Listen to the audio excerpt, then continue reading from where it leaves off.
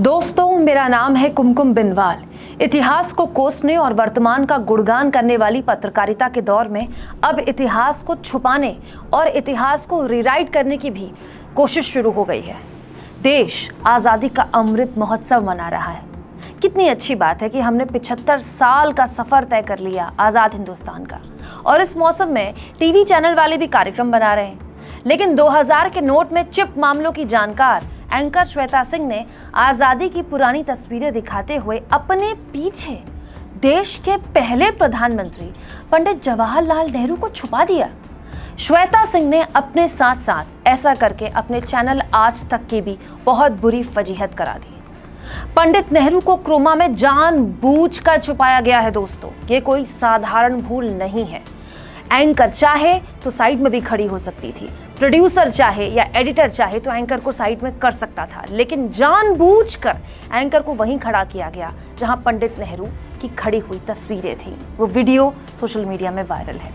सभी लोग दिखाई दे रहे हैं, देखिए इस भीड़ में, लेकिन जानबूझकर पंडित नेहरू के आगे एंकर श्वेता सिंह खड़ी हैं। आज तक का ये प्रोमो बाहर आया तो कांग्रेस प्रवक्ता सुप्रिया सुनेत ने श्वेता सिंह की धज्जियां उड़ाते हुए कहा, स्वतंत्र आसमान में लहराते तिरंगे को दिखाने के लिए क्रोमा पर आजाद भारत के प्रथम प्रधानमंत्री नेहरू को सामने खड़ा होकर उन्हें छुपाना कौन सी मजबूर पत्रकारिता है श्वेता सिंह जी। ये बेहद घटिया प्रोडक्शन है और निष्पक्ष पत्रकारिता के सारे भ्रम तोड़ने वाला है। वहीं श्वेता सिंह को आईना दिखाते हुए यूथ कांग्रेस के अध्यक्ष श्रीनिवास बीवी ने कहा, एक पल के लिए लगा कि वीडियो आज तक ने नहीं, बीजेपी आईटी सेल ने जारी किया है। आजाद भारत के ऐतिहासिक पलों के साथ छेड़छाड़ कर पंडित नेहरू की जगह चिप एंकर को खड़ा कर देना पूरे देश का अपमान है। अरुण पुरी जी को जवाब देना चाहिए कि आखिर ये किसके इशारे पर हुआ। दोस्तों, ओरिजिनल वीडियो दिखाते हुए जब कांग्रेस के सोशल मीडिया हैंडल्स ने ये कहा कि आप दीवार के चित्रों को बदलकर इतिहास के तथ्यों को नहीं बदल सकते, तो आज तक ने फजीहत कराने के बाद यू टर्न ले लिया।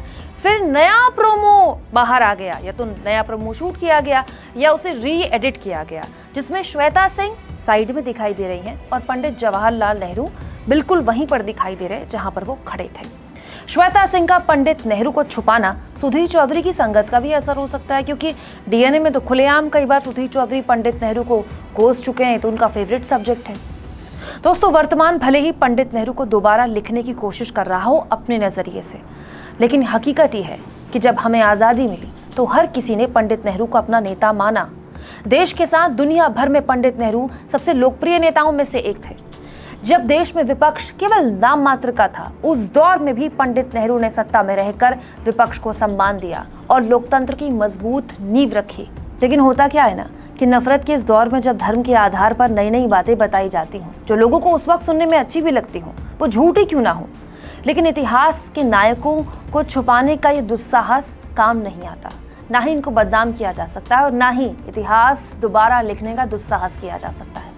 एक बात याद रखिए, चाहे पंडित नेहरू हो, सरदार वल्लभ भाई पटेल हो या महात्मा गांधी हो, ये सब किसी परिवार के या किसी पार्टी के नेता नहीं, हम सबके पुरखे हैं, आज़ादी के दीवाने और मतवाले हैं, जिन्होंने सालों जेलों में गुजारी और आज़ाद भारत की नींव रखी, जिसके बाद आज हम उस आज़ाद भारत का 75वां वर्ष मना रहे हैं।